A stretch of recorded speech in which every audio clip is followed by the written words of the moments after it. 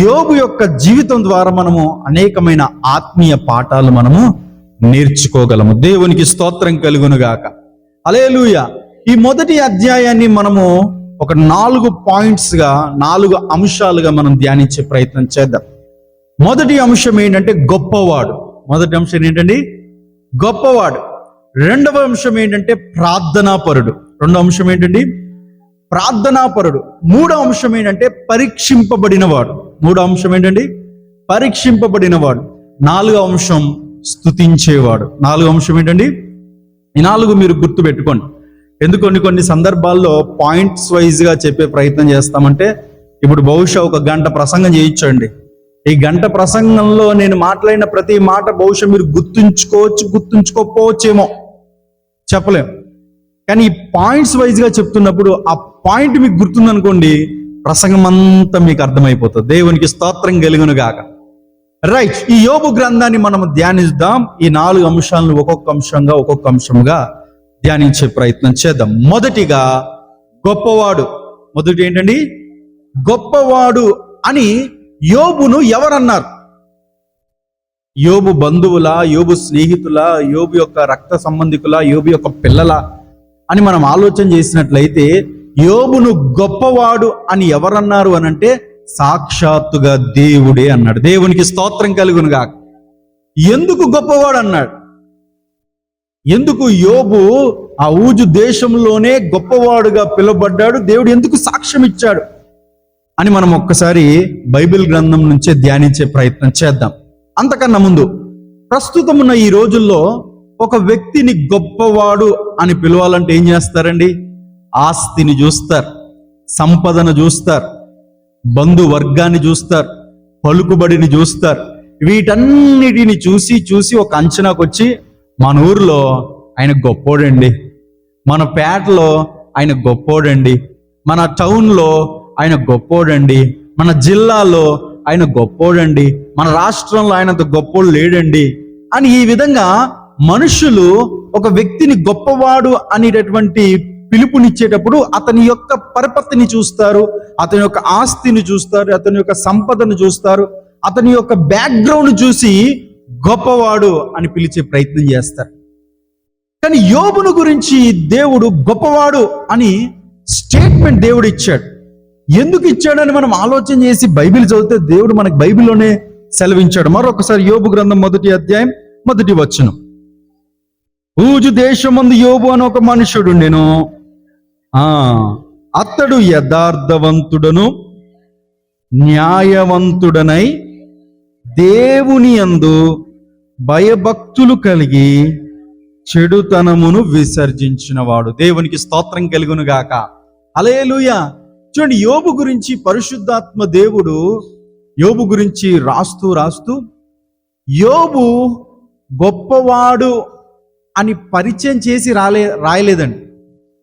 పరిశుద్ధాత్మ దేవుడు యోబు గురించి, అతడి యొక్క గొప్పతనాన్ని గురించి, అతడు ఎలా గొప్పవాడయ్యాడు అని మొదటిగా యోబు యొక్క గుణగణ లక్షణాలను లిఖిస్తూ, తర్వాత ఆ మాటలను ఆధారం చేసుకుని తర్వాత యోబు గొప్పవాడు అని పరిశుద్ధాత్మ దేవుడు లిఖింపజేశాడు. దేవునికి స్తోత్రం కలుగునుగా.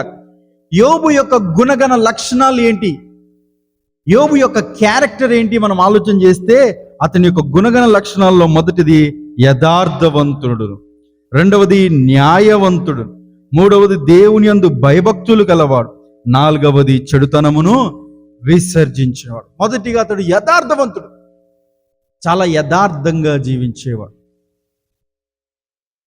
యథార్థవంతులు వర్ధిల్లుతారు అని బైబిల్ యొక్క గ్రంథం సెలవిస్తూ ఉంది, సామెతల గ్రంథం. యథార్థంగా జీవించేవాడు అండి యోబు. మన జీవితంలో ఏముండాలో తెలుసా అండి?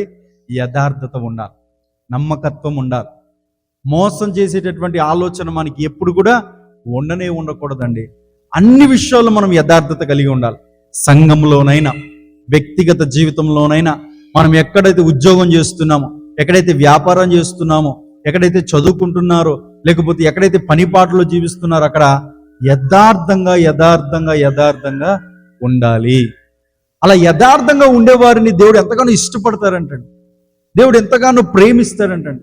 అలా యథార్థవంతులను దేవుడు వర్ధిలింపజేస్తాడు అని బైబిల్ సెలవిస్తుంది. యోబు లక్షణాల్లో మొదటిది యథార్థవంతుడు, రెండవది న్యాయవంతుడు, న్యాయంగా జీవించేవాడు. యోబుకు అన్యాయం చేయడం తెలీదు. అన్ని విషయాల్లో న్యాయంగా జీవించేవాడు. అన్యాయం మాత్రం యోబుకు తెలీదు, అన్యాయం చేయడం కూడా యోబుకు తెలియదు. దేవునికి స్తోత్రం కలుగును గాక. హల్లెలూయా. ఈ రోజుల్లో మన జీవితాల్లో కూడా మనము న్యాయంగా జీవించాలని, న్యాయంగా బ్రతకాలి. మన జీవితంలో, మన లైఫ్లో ఏ ఒక్కరికి కూడా అన్యాయం చేయడానికి వీల్లేదు. అన్యాయంగా వారిని చేసి వారి జీవితాన్ని నష్టపరచడానికి వీలు లేనిలేదు. న్యాయంగా బ్రతకాలి. ఉన్నంతలో తృప్తి కలిగి, ఉన్నంతలో సర్దుకొని మనము న్యాయంగా జీవించాలి. కానీ ఎదుటి వారిని అన్యాయం పరిచి, ఎదుటి వారికి అన్యాయం చేసి మనం ఎలా సంతోషంగా ఉండగలుగుతాం? మనం ఎలాగా నీతిగా జీవించగలుగుతాం? మనం ఎలాగా సమృద్ధి కలిగి ఉంటాం? ఒకసారి ఆలోచన చేయండి. ఏ ఒక్కరిని కూడా మనం ఎప్పుడు కూడా అన్యాయం చేయొద్దు. ఫలానా వ్యక్తి నాకు అన్యాయం చేశాడండి అని మన గురించి ఏ ఒక్కరు కూడా మాట్లాడడానికి వీల్లేదు. అలా ఏ ఒక్కరు మన గురించి అలా మాట్లాడకుండా ఉండాలంటే మనం న్యాయంగా జీవించాలి, న్యాయంగా బ్రతకాలి. మనం న్యాయంగా జీవించాలంటే మనకు ఒక న్యాయాధిపతి ఉన్నాడు. ఆయనే ప్రభువైన యేసుక్రీస్తు. దేవునికి స్తోత్రం కలుగును గాక. ఆయన యందు ఎవరైతే విశ్వాసం ఉంచి భయభక్తులు కలిగి నడుచుకుంటారో దేవుడు వారి జీవితాల్లో కూడా న్యాయమే జరిగిస్తాడు. యోబులో రెండవ క్వాలిటీ న్యాయవంతుడు. మూడవ క్వాలిటీ మనం చూసినట్లయితే దేవుని యందు భయభక్తులు కలిగిన వాడు. దేవుడు అంటే భయభక్తులు కలిగిన జీవితము యోబుకుందండి. ఈ రోజులలో ఈ భయభక్తులనే జీవితం చాలా మందికి లేదు. భక్తి ఉంటుంది. భక్తి అంటే ఇలాగ ప్రార్థనలు ఏర్పాటు చేసినప్పుడు మంచిగా చక్కగా బైబిల్ వేసుకొని చక్కగా వచ్చి కూర్చోవడం, ఇది భక్తి జీవితం. ప్రార్థన చేసుకోవడం భక్తి జీవితం, వాక్యం చదవడం భక్తి జీవితం. ఇలా విధంగా క్రమంగా దేవాలయానికి వచ్చి ఆరాధనలో పాలు పంచుకోవడము భక్తి జీవితం. కానీ పరిశుద్ధ గ్రంథంలో దేవుడు కేవలం భక్తి గురించే రాయలేదండి. దాన్ని ఏమన్నారంటే దేవుని యందు భయభక్తులు అనే పదం రాశాడు. దేవునికి స్తోత్రం. భయభక్తులు అని అంటే దేవుని యందు ఎంతైతే భక్తి ఉంటుందో దేవుడంటే అంత భయము కూడా ఉండాలి. పాపమునకు భయపడాలి, పాపమునకు దూరంగా వెళ్ళిపోవాలి. అదే తర్వాత యోబుకు తర్వాత క్వాలిటీ కూడా మనం చూస్తాం, చెడుతనమును విసర్జించిన వాడు. ఎవరైతే దేవుని యందు భయభక్తులు కలిగి ఉంటారో చెడుతనమును వారిని విసర్జిస్తారంట. చెడుతనం అంటే అసహించుకుంటారు, పాపం అంటే అసహించుకుంటారు. అదే మనము ఆదికాండంలో యోసేపుని గురించి మనం ధ్యానించినట్లయితే ఆ యొక్క పోతిఫర్ యొక్క భార్య యోసేపును పాపమునకు ప్రేరేపించినప్పుడు యోసేపు ఏం చేశాడో తెలుసా అండి? పారిపోయాడంటండి. అసలు ఇంత ఘోరమైన దుష్కార్యము నా దేవుని ఎదుట నేను ఎలా చేస్తాను అని చెప్పి యోసేపు అంట పాపమును అసహించుకొని పాపమునకు దూరంగా పారిపోయాడు.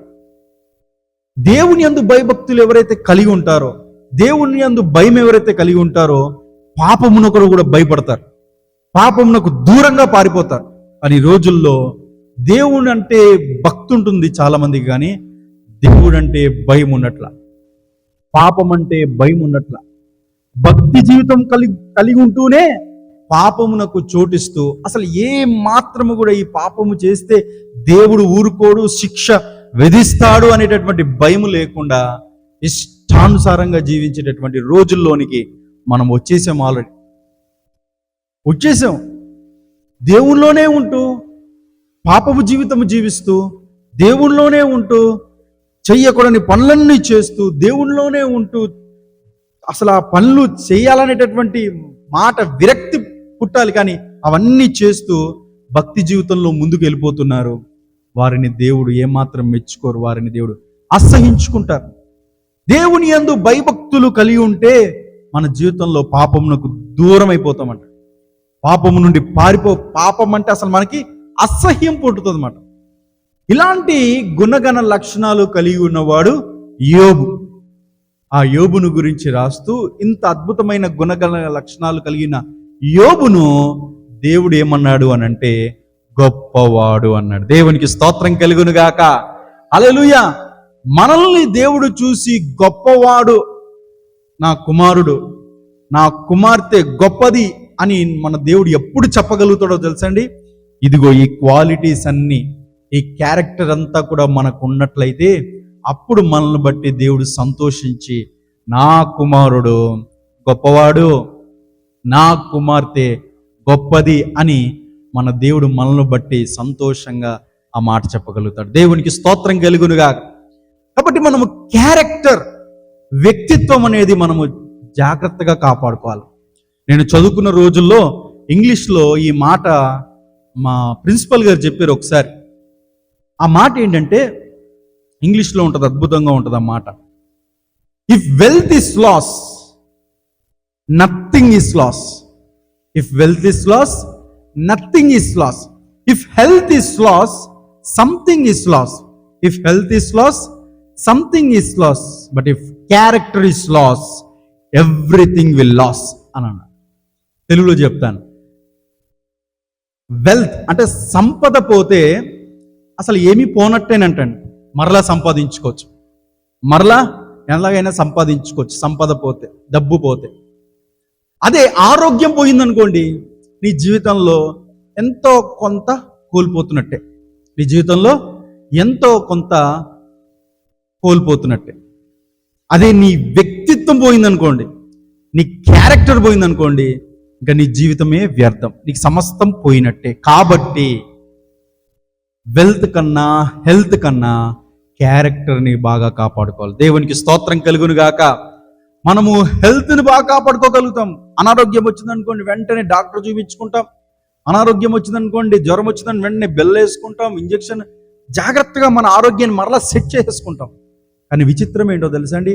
మన వ్యక్తిత్వం ఒక్కొక్కసారి దేవునికి దూరం అయిపోతున్నప్పుడు, పాపానికి దగ్గరైపోతున్నప్పుడు, దేవుని నుండి దూరం అయిపోయి పాపానికి దగ్గరైపోతున్నప్పుడు తెలిసినా కూడా మనలో చాలా మంది సరి చేసుకోరు, మరలా దేవుని వైపుకు రారు. అలాంటి వారంట దేవునికి దూరం అయిపోయి భ్రష్టులైపోతారు.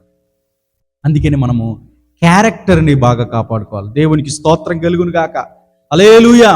ఈ యోబును మనం ఆలోచన చేసినట్లయితే, యోబును దేవుడు ఎందుకు గొప్పవాడు అని దేవుడు పిలిచాడు అని అంటే, యోబు ఇలాంటి అద్భుతమైన గుణగణ లక్షణాలు కలిగి ఉన్నాడు. ఆ లక్షణాలు ఏంటంటే, యథార్థవంతుడును, న్యాయవంతుడును, దేవుని యందు భయభక్తులు కలిగి చెడుతనమును విసర్జించినవాడు.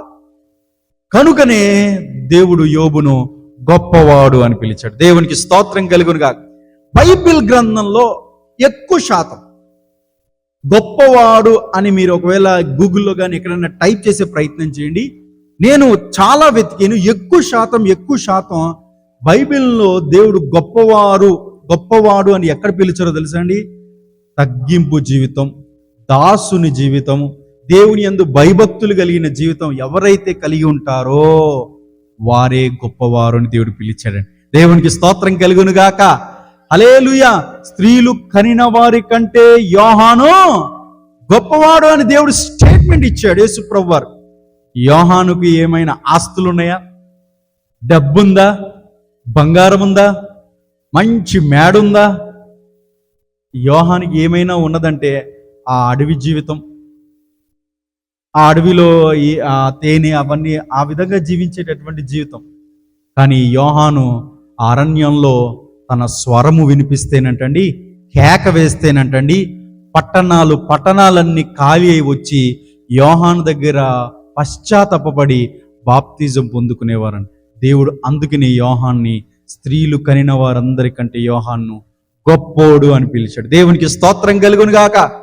కాబట్టి ఆధ్యాత్మికమైన జీవితంలో జీవిస్తున్న మనము ఈ గొప్పవాడు అనేటటువంటి పదం విన్నప్పుడు మన మైండ్లో ఆస్తి గుర్తు రాకూడదు, సంపద గుర్తు రాకూడదు, డబ్బు గుర్తు రాకూడదు, పలుకుబడి గుర్తు రాకూడదు.